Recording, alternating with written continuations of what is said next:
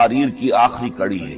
آپ کو یاد ہوگا کہ سب سے پہلے خطاب میں ہم نے قرآن کا فلسفہ شہادت سمجھا۔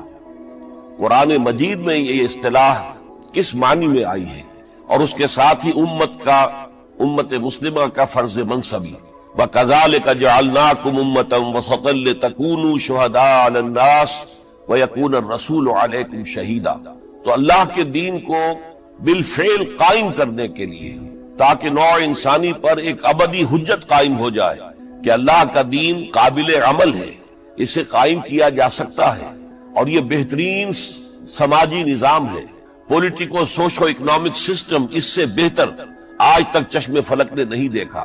یہ حجت قائم کرنے کے لیے جن حضرات نے اپنی جانوں کا نذرانہ پیش کر دیا، گویا کہ وہ اللہ کے گواہ قرار پائے، ان کے لیے لفظ شہید استعمال کیا گیا۔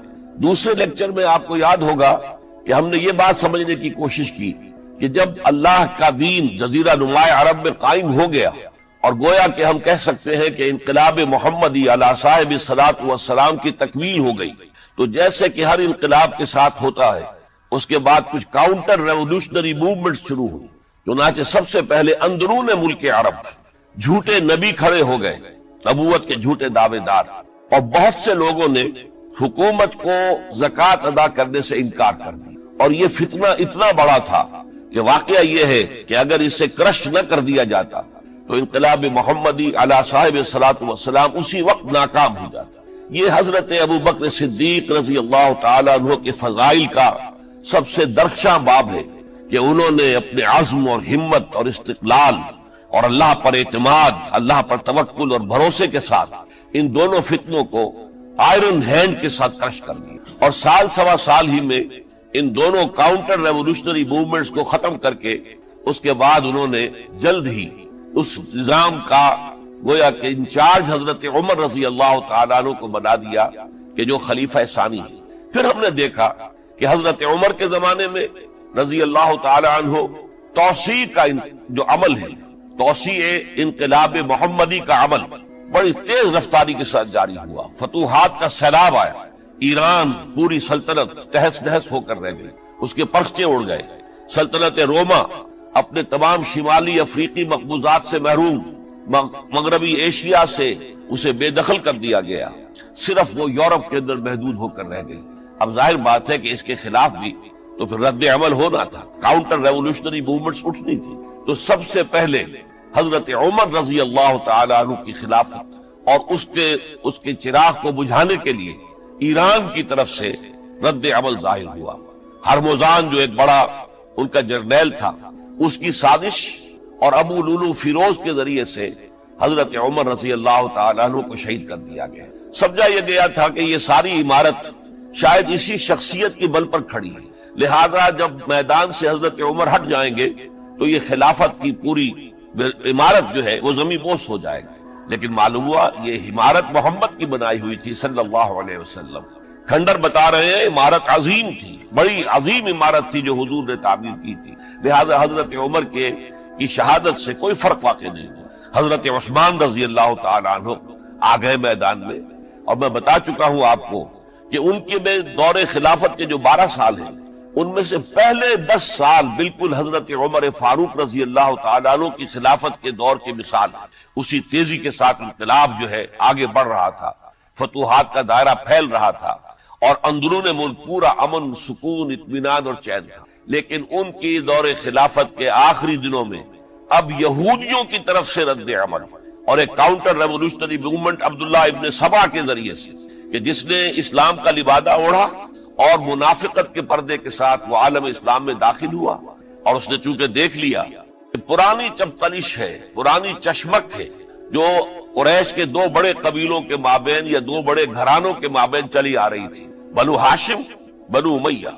تو پہلے 2 خلفاء جو تھے وہ نہ بنو ہاشم سے تھے نہ بنو امیہ سے تھے۔ حضرت ابو بکر صدیق بنو تیم سے تھے، حضرت عمر بنی عدی میں سے تھے، لیکن حضرت عثمان اب بنو امیہ میں سے تھے۔ اس کو انہوں نے گویا کہ دکھتی رگ بنا کر پکڑا اور پروپیگنڈا شروع کیا کہ خلافت تو بنو ہاشم کا حق ہے، کیونکہ حضور ہاشمی تھے صلی اللہ علیہ وسلم۔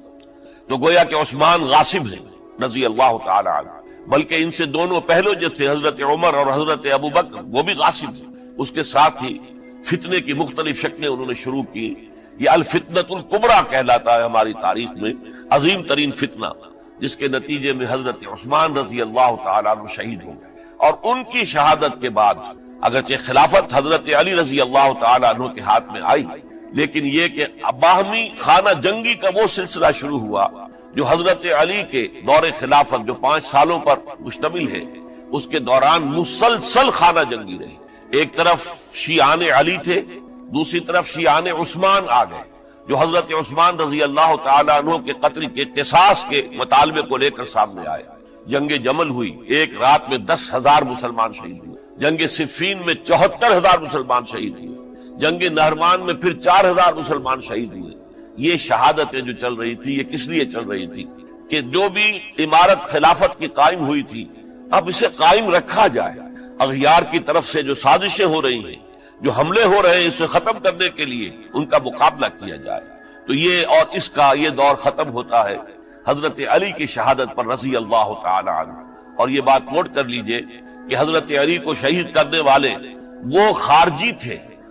عبد الرحمن ابن ملجم خارجی طبقے سے تعلق رکھتا تھا جو پہلے حضرت علی کے لشکر کے شامل تھے، لیکن جب حضرت علی نے رضی اللہ تعالی عنہ تحکیم اور ثالثی کی تجویز قبول کر لی تو وہ ناراض ہو گئے کہ اللہ تعالیٰ ہی ہے حاکم اور حکم، ان الحکم الا للہ. یہ انسانوں کو حکم کیوں بنا لیا گیا؟ اور اس میں اتنی شدت اختیار کی کہ وہ علیحدہ ہو گئے. اس لیے انہیں خوارج کہا گیا. انہوں نے رائے یہ قائم کر دی جو مسلمان کبھی کوئی گناہ کبیرہ کا ارتکاب کرے گا وہ کافر قرار پائے گا. جب کافر ہوگا تو گویا کہ مرتد ہے تو واجب القتل، اس کا مال، اس کی عزت سب مباح ہے. یہ ہمارا سب سے پہلا گمراہ ترین فرقہ تھا. انہی میں سے 3 افراد نے بیٹھ کر اسکیم بنائی کہ یہ 3 افراد ایسے ہیں کہ جن کو اگر میدان سے ہٹا دیا جائے تو شاید مسلمانوں کی باہمی خانہ جنگی ختم ہو جائے اور مسلمان پھر کسی ایک خلیفہ پر راضی ہو جائے. اور یہ تینوں کافر ہیں، معاذ اللہ ثم معاذ اللہ. حضرت علی کافر ہیں، ان کو قتل کرنے کی ذمہ داری عبد الرحمن ابن ملجم نے لی. حضرت معاویہ قاتل ہیں، ان کے لیے کسی اور کو اسائن کیا گیا. عمرو بن العاص قاسم ہیں، ان کے لیے کسی اور کو اسائنمنٹ دی گئی. ہوا یہ کہ حضرت عمرو بن العاص وہ تو اس روز فجر کی نماز میں آئے نہیں، ان کی جگہ جو امام تھا وہ شہید کر دیا گیا. حضرت معاویہ رضی اللہ تعالی عنہ ان پر وار اوچھا پڑا، زخمی تو ہوئے لیکن یہ کہ پھر تندرست ہو گئے. حضرت علی رضی اللہ تعالی عنہ پر بہت کاری وار ہوا اور حضرت علی رضی اللہ تعالی عنہ کی شہادت سن 35 ہجری میں ہو گئی. یہ جو خلافت راشدہ کا اختتام یا تو سن 35 ہجری میں حضرت علی کی شہادت سے سمجھا جائے گا، یا میری ذاتی رائے ہے کہ نہیں، اس میں حضرت حسن کا دور خلافت بھی شامل ہونا چاہیے. حضرت حسن کو کسی نے نامزد نہیں کیا تھا، نہ انہوں نے اپنی امیدواری کے ساتھ اپنے طاقت کے بل پر خلافت حاصل کی تھی، بلکہ حضرت علی سے جب یہ کہا گیا تھا کہ کیا ہم آپ کے بیٹے حسن کے ہاتھ پر بیعت کر لیں، تو انہوں نے فرمایا تھا کہ میں نہ تمہیں روکتا ہوں نہ حکم دیتا ہوں، یہ تمہارا معاملہ ہے، تم جسے مناسب سمجھو اس کے ہاتھ پر بیعت کر لو. حضرت حسن رضی اللہ تعالیٰ عنہ نے جن کے ہاتھ پر جو بیعت ہوئی، اب معاملہ یہ ہو گیا کہ امیر معاویہ رضی اللہ تعالی عنہ وہ ایک لشکر لے کر شام سے چلے. حضرت حسن 50,000 آدمیوں کے ساتھ ادھر سے نکلے، لیکن یہ ہے کہ انہیں محسوس ہو گیا تھا کہ میرے ساتھیوں میں ایسا فسادی عنصر بھی موجود ہے جو عبداللہ ابن سبا کے ساتھیوں میں سے، کہ وہ کسی اچھے کام کو پسند نہیں کرتا. لہذا انہوں نے پھر صلح کی پیشکش کی. حضرت معاویہ کو پیغام بھیجا کہ میں مصالحت چاہتا ہوں، بتائیے شرائط کیا ہے. حضرت معاویہ نے بلینک پیپر بھیج دیا، سادہ کاغذ، کہ آپ جو شرائط چاہیں اس پر لکھ دیں، وہ مجھے قبول ہو. حضرت حسن نے رضی اللہ تعالیٰ عنہ شرائط لکھ دی، حضرت معاویہ نے قبول کر لی، تو حضرت حسن دستبردار ہو گئے خلافت کے دعوے سے. اور اس کے بعد پھر حضرت امیر معاویہ کی خلافت کی بیعت کی گئی. اس سے پہلے انہوں نے خلافت کی بیعت نہیں لی. یہ ہے سن 41 ہجری اور اسے عام الجماع کہا جاتا ہے، یعنی یہ اختتام ہے مسلمانوں کی خانہ جنگی کے دور کا. پھر جمعیت ایک ہو گئی، پھر عالم اسلام متحد ہو گیا. اب پورا کا پورا عالم اسلام حضرت امیر معاویہ کی زیر خلافت. اور حضرت امیر معاویہ کون ہے؟ وہ خود ایک صحابی رسول ہے، جلیل القدر صحابی رسول ہے. اور آپ کو میں نے کل بھی بتایا تھا کہ حضرت معاویہ رضی اللہ تعالیٰ عنہ کی ایک ہمشیرہ ام حبیبہ رضی اللہ تعالیٰ عنہ حضور کے ازواج مطہرات میں سے ہیں، تو حضور کے گویا کے برادر نسبت ہی ہوئے۔ جو چند لوگ جو وحی کے لکھنے پر جو کاتبین وحی جو حضور نے مقرر کیے تھے، ان میں سے ایک حضرت معاویہ بھی ہے۔ پھر حضرت معاویہ کے لیے حضور کی دعا ہمیں ملتی ہے، اللہم اجعلہ ہادیا مہدیا، اے اللہ اسے ہادی ہدایت دینے والا بنا دے اور مہدی بنا دے جو ہدایت یافتہ ہو۔ تو یہ ان کی شان ہے۔ اور پھر یہ کہ ان کے زمانے میں جب عالم اسلام متحد ہو گیا، داخلی خلفشار ختم ہو گیا، تو فتوحات کا سلسلہ بھی دوبارہ جاری ہو گیا۔ حضرت علی رضی اللہ تعالیٰ عنہ کے 5 سالہ دور خلافت میں کوئی توسیع نہیں ہو سکی تھی دارالاسلام کی، کوئی مزید علاقے جو ہیں سلطنت اسلامی میں شامل نہیں کیے جا سکے تھے، اس لیے کہ سارا معاملہ تو داخلی خلفشار کا تھا۔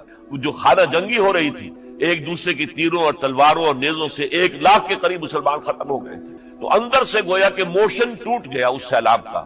تو سیلاب پھر دوبارہ جب امت جمع ہو گئی عام الجماع کے بعد، تو حضرت معاویہ رضی اللہ تعالیٰ عنہ ان کا دور خلافت اب 20 برس ہے۔ اندازہ کیجیے یہ پورے 20 برس کوئی اندرونی خلفشار نہیں ہوا، کوئی جھگڑا نہیں ہوا، کوئی فساد نہیں ہوا، بلکہ جو فتوحات کا دائرہ تھا شروع ہو گیا۔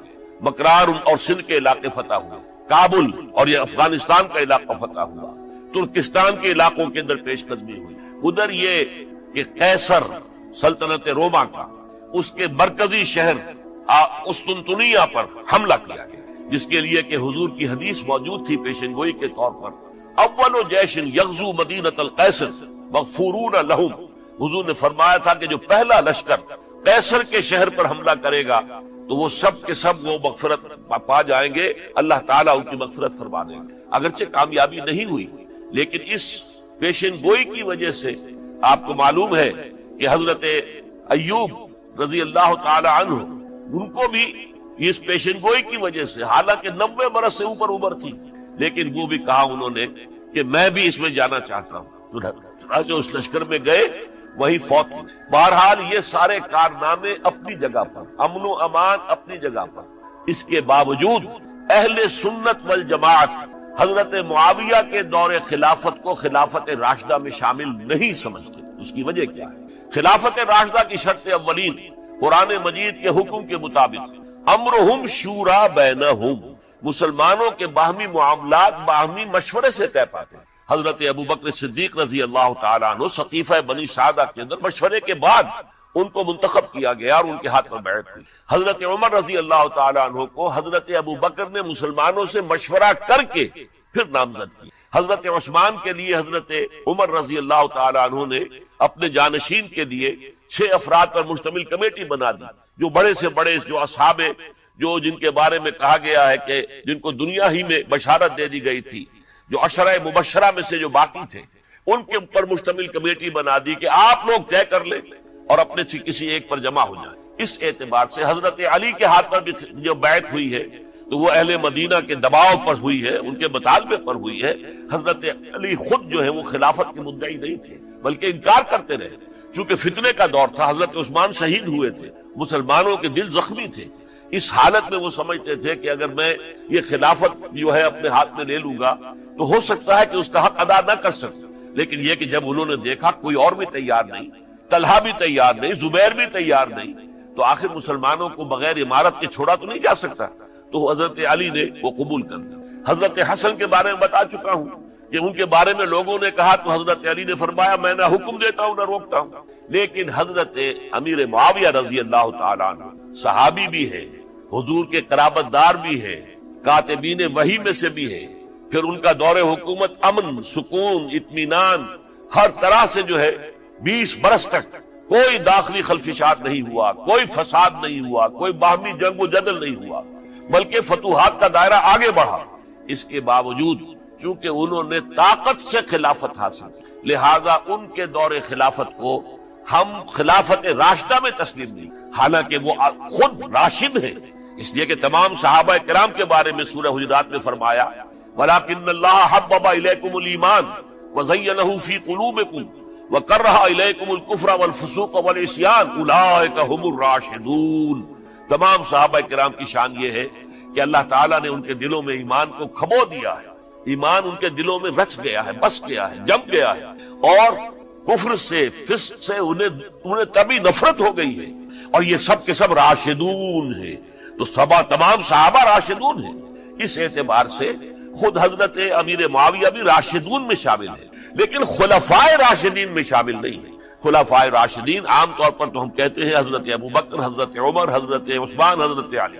میں نے اپنی ذاتی رائے، حقیر سی رائے عرض کی ہے، اس میں حضرت حسن کا دور بھی شامل ہونا چاہیے 6 مہینے کا، تب وہ 30 برس پورے ہوتے، جو حدیث میں آیا ہے کہ خلافت جو ہے وہ 30 برس رہے گی، اس کے بعد ملوکیت شروع ہو جائے گی۔ تو ملوکیت کا پہلا قدم یہ تھا کہ حضرت معاویہ نے طاقت سے بزور خلافت حاصل کی، اس لیے ان کو خلیفہ راشد ہم نہیں کہتے۔ البتہ یہ ضرور ہے کہ ان کا دور بہت پرسکون دور تھا۔ البتہ جب 10 برس گزر گئے حضرت معاویہ کے دور حکومت کو، اب میں یہاں لفظ خلافت کی بجائے دور حکومت استعمال کر رہا ہوں، کیونکہ خلافت راشدہ سے ذرا اس کا فرق واضح ہو جائے۔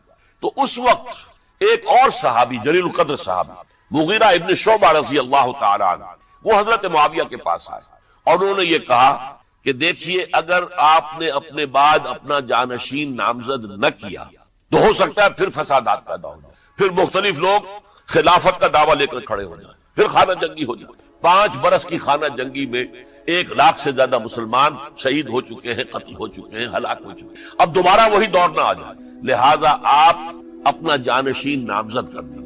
امیر معاویہ ریلیکٹنٹ تھے، لیکن انہوں نے دلائل دیے، دلائل مضبوط تھے۔ انہوں نے کہا کہ اب کبار صحابہ دنیا سے رخصت ہو چکے، وہ جماعت کہ جن کی تربیت اور تزکیہ، جن کی تعلیم حضور نے خود کی تھی اور ان کو اندر سے پاک کر دیا تھا، ان کی نیتیں بالکل پاک ہو چکی تھی، کوئی نفسانیت ان میں نہیں رہی تھی، وہ جماعت تو اکثر و بیشتر اب ختم ہو چکی، فوت پا چکے، وفات ہو چکی۔ لہذا اب جو ہے اکثر و بیشتر نو مسلم ہیں جو بعد کے فتوحات کے ذریعے سے اسلام لائے ہیں، لہذا ان کے اندر نہ وہ پختگی ہے، نہ ان کے اندر وہ تقوی ہے، نہ تدین ہے، نہ اصول پرستی ہے۔ اسلام کی پوری تعلیمات جو ہیں وہ ان کے وجود کے اندر، ان کے شعور کے اندر گہری اتری ہوئی نہیں ہے، لہذا اب صورتحال وہ نہیں رہ سکے گی جو حضرت ابوبکر یا حضرت عمر یا حضرت عثمان یا حضرت علی کے زمانے میں تھی، لہذا آپ نامزد کی۔ یہ بھی بتا دوں کہ مغیرہ ابن شعبہ کون تھے رضی اللہ تعالیٰ عنہ۔ نمبر 1 یہ کہ یہ اصحاب شجرہ میں شامل ہیں، جن 1400 یا 1800 افراد نے حضور سے بیعت کی تھی صلح حدیبیہ سے متصل قبل، اس درخت کے نیچے بیٹھ کر، جس کے بارے میں سورہ فتح میں فرمایا گیا کہ لقد رضی اللہ عن المؤمنین اذ یبایعونک تحت الشجرہ، اللہ ان تمام اہل ایمان سے راضی ہو گیا جو ہے نبی صلی اللہ علیہ وسلم آپ کے دست مبارک پر بیعت کر رہے تھے اس درخت کے نیچے، ان میں سے موجود، ان میں یہ مغیرہ ابن شعبہ ہے۔ پھر مغیرہ ابن شعبہ وہ ہے کہ حضرت علی اور امیر معاویہ ان کے درمیان جو خانہ جنگی ہوئی اس میں ہمیشہ حضرت علی کے ساتھ رہے، حضرت علی کے ہی وہ سپورٹر تھے، ان کے ساتھ تھے۔ اس پہلو سے اچھی طرح سمجھ لیجئے کہ یہ نہیں ہے کہ وہ در حقیقت کو پہلے سے وہ امیر معاویہ کے ساتھی تھے، نہیں، لیکن اب جو صورتحال وہ دیکھ رہے تھے، جہاں دیدہ انسان تھے، بہت بڑے سیاستدان تھے، جانتے تھے حالات کو، حالات کے نبض پر ان کا ہاتھ تھا، لہذا انہوں نے یہ مشورہ دیا اور پھر امیر معاویہ نے اس مشورے کو قبول کر لیا اور یزید کی ولی عہدی کا اعلان کر دیا۔ یہ بالکل مڈل ہے حضرت امیر معاویہ کے دور خلافت کا درمیان، یہ 10 سال جب ہو گئے تھے حضرت امیر معاویہ کی خلافت کو یا حکومت کو، تب یہ معاملہ پیش آیا اور یزید کے ہاتھ پر یہ بیعت ولی عہدی تمام جو بھی مختلف گورنرز تھے ان کے ذریعے سے کہہ دیا گیا اپنے اپنے علاقے کے لوگوں سے بیعت لے لو۔ یہ بیعت عام طور پر لوگوں نے کر لی، البتہ 5 شخصیتیں جو بہت نمایاں تھیں انہوں نے اس بیعت سے انکار کیا۔ ان میں کون تھے ذرا نوٹ کیجئے۔ حضرت ابوبکر فوت ہو چکے، ان کے بیٹے عبد الرحمن ابن ابی بکر۔ حضرت عمر فوت ہو چکے، ان کے بیٹے عبداللہ ابن عمر۔ حضرت زبیر فوت ہو چکے، ان کے بیٹے عبداللہ ابن زبیر۔ حضرت عباس فوت ہو چکے، ان کے بیٹے عبداللہ ابن عباس۔ حضرت علی شہید ہو چکے، ان کے بیٹے حسین ابن علی رضی اللہ تعالی عنہم اجمعین۔ یہ 5 جو امت کے بہت بڑے 5 افراد کے گویا کے وہ چشم و چراغ تھے ان گھرانوں کے، انہوں نے انکار کیا۔